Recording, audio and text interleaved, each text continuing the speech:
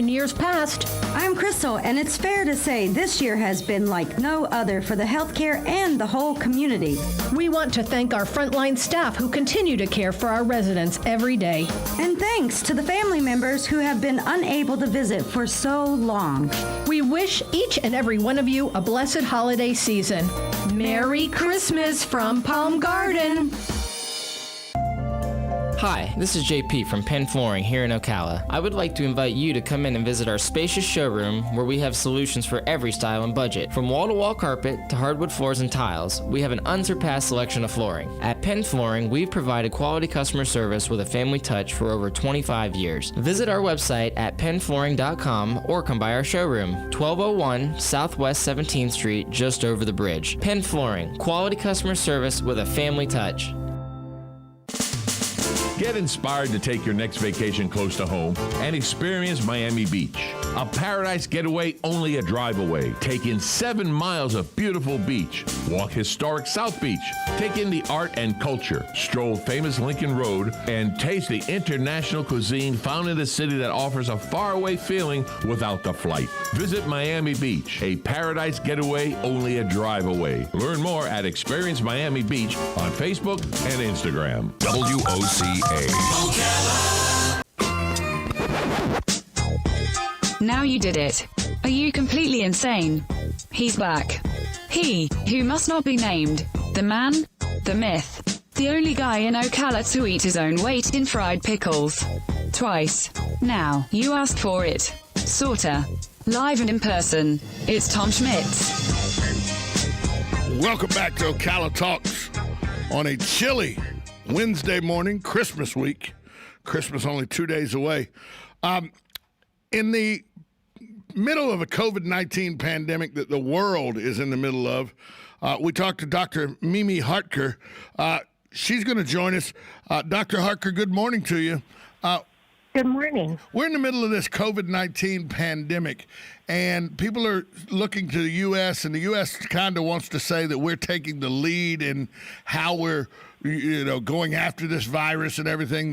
The warp speed, Operation Warp Speed, as President Trump called it, trying to find a vaccine. Pfizer and Moderna now with vaccines that they're giving to patients, frontline workers, and long-term care facility patients here in the country.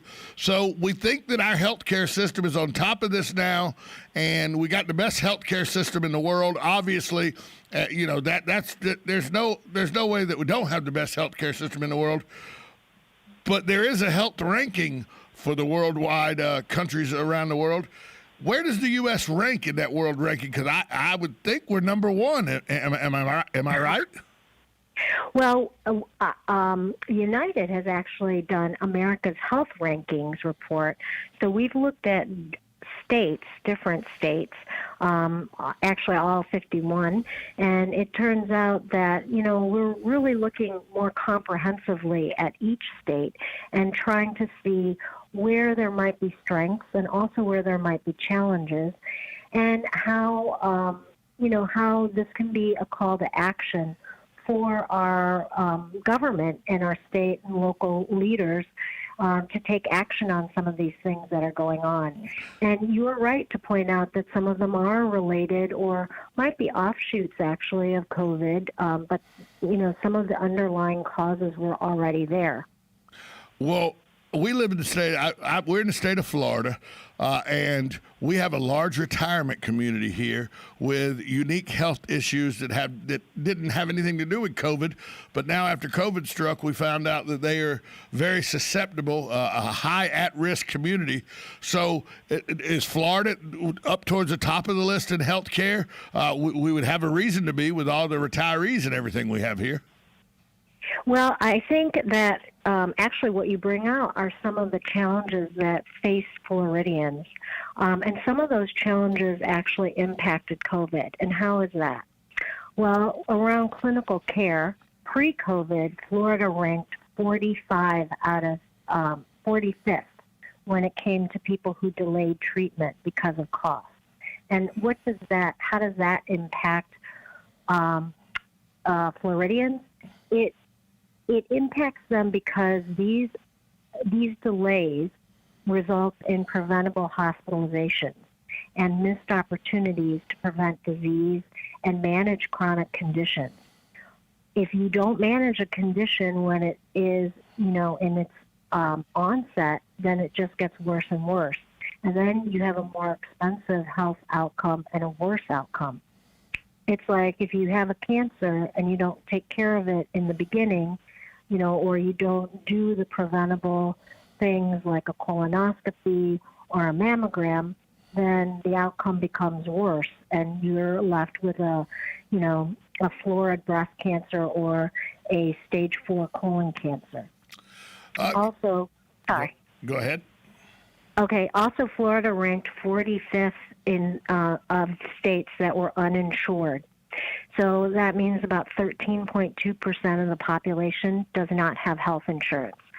When you don't have health insurance, you also delay care, right? Because then you're paying for everything yourself. And if the option is I'm going to pay my rent or my light bill or go to the ER, you're not going to go to the ER or you're not going to go to see a doctor. So those are two things that pre-COVID, I believe, have led to more chronic disease that has not been treated. And actually, we're seeing in hospitals now patients who have COVID, but they also have had chronic disease that's been untreated, go into the hospital with worse COVID, right? And that is exacerbating the situation. What are some steps Floridians could take, or the government of Florida could take, to increase that number so that we're not languishing towards the bottom of the rankings, and increase it to where our healthcare system does improve? Yeah, that is the $64 million question, isn't it? Or the $64,000 question. I think the states need to be particularly, or Florida needs to be particularly attentive to those that are uninsured. So, state policies, things that benefit an exchange, for example, so that all patients can get insurance or have access to insurance are important. Paying attention to and supporting those policies that align well with, patients being insured, or getting as much coverage as possible. Those are things that I think on a broader scale we need to be attentive to. Would it help if the bureaucracy of the county health departments and the red tape of the county and municipal health departments were not so stringent that, and I'll give you an example. You can make an appointment at a county health department here in Florida, and the appointment's usually for about 2 months from the time you set the appointment. And then that appointment is just to go get all the paperwork started to actually then set the appointment to see the doctor, which may be another month or two down the line. So now you're 4 months into this before you ever see a healthcare physician or nurse practitioner or something. And a lot of people go, that's just not worth the effort to go through all that struggle to try to get health care through the county that's offered for free. So I don't have insurance. I have the option of county health care, but it's the red tape and the bureaucracy so much that I'll just not do anything. Is there a way that cleaning up the bureaucracy and the red tape on the county levels and the municipal levels for their county health care, is there a way that would help Florida?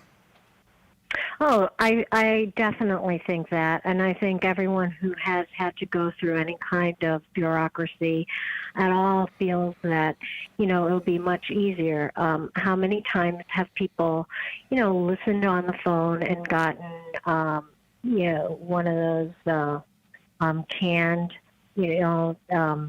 tunes that plays over and over and have to be on the phone forever and decide just to hang up.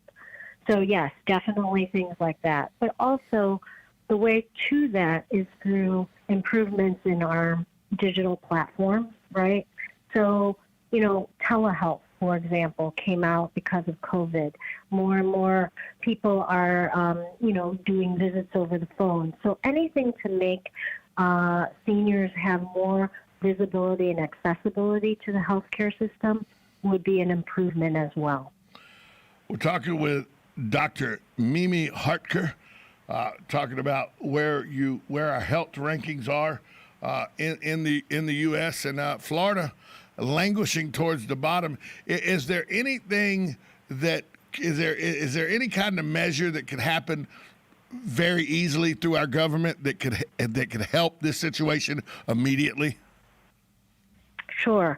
I mean, one of the other things that we've looked at are health outcomes. And again, this also is exacerbated by COVID. But pre-COVID, we saw that there was more frequent mental distress. It increased 21% between 2016 and 2019. So that means about 13% of adults had frequent mental distress. And what does frequent mental distress mean? It means that you have been unhappy, or say that you are unhappy at least 14 or more days a month. Wow. And yes. So, almost 1 in every 10 Floridians feel that way. And concomitant with that, suicide has increased between 10% between 2016 and 2018. So the way to that is by having more mental health providers. Doctor, right? We're up against a break. I'm so sorry, but thank you so much for giving us this insight. We appreciate you. All righty. Thank you. Have a good day. We'll be right back after this timeout. 1370 AM, 96.3 FM, WOCA, The Source. Broadcasting from the Paddock Mall Studios, this is WOCA, Ocala, Gainesville, The Villages, 1370 AM, 96.3 FM, The Source. USA Radio News with Lance Pry. President Trump calls the long-awaited coronavirus relief bill a disgrace and demands $2,000 stimulus checks for Americans. Congress approved a one-time $600 payment. The president called the 5,600-page spending bill wasteful and filled with unnecessary items. The Israeli Knesset office confirmed early Wednesday that the country is heading to its fourth elections in 2 years. A deadline for Parliament to pass a new budget passed at midnight, forcing the Knesset to dissolve and automatically triggering new elections on March 23rd. LaGuardia Airport Control Tower chatter reveals 2 people were arrested after a Delta Airlines pilot radioed the tower that passengers, along with their Great Dane puppy, had bailed out on the tarmac by opening an emergency door and going down the inflatable slide Monday. Radio traffic to the pilot said, "It looks like the individual is being arrested at this time." This is USA Radio News. 67% of U.S. households own a pet, according to the American Pet Products Association, and while caring for one has always required time, love, and financial commitment, the pandemic has brought added stress and financial uncertainty, which could impact how you care for yours. Fortunately, there are things you can do to help be prepared for both routine care and unexpected illness or injury. For starters, financing options such as the Care Credit Health and Pet Care Credit Card. It allows cardholders to pay vet expenses over time with monthly installment payments, and it's accepted at 8 out of 10 eligible veterinary care providers across the country. You can also consider getting pet insurance. Pets Best, for example, can help cover unexpected expenses like cancer, surgeries, accidents, and more. In addition, they offer optional wellness coverage for ongoing expenses like vaccinations and medications. You create a personalized insurance plan, pay a monthly premium, and get reimbursed. Finally, there are wellness plans that many vets offer that cover certain types of care for a monthly fee. So be sure to ask yours about what they are and how they can fit within your budget. Being prepared for a lifetime of care can make all the difference. It's time for Farm and Ranch headlines on the Southeast AgNet. I'm Tyron Spearman reporting.